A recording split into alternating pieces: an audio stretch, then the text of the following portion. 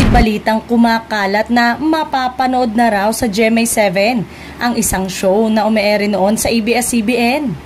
Dahilan kaya nachichismis na magbabalik na sa GMA7 ang kilalang kapamilya star.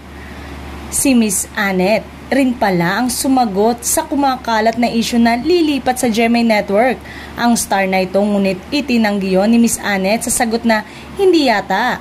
At sinunda na, but who wouldn't want to have that talented star? Sana in the future.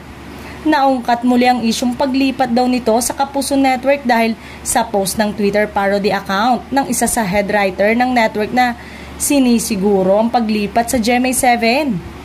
Samantalang, bukod dito, mas pinalalakas pa nila ngayon ng talent management arm ng Kapuso Network ang Sparkle na dating GMA Artist Center. So aside from yung mga big names na maaaring lumipat sa GMA, meron din tayong binibuild up on our own and will be creating platform on them on television para i-watch sila.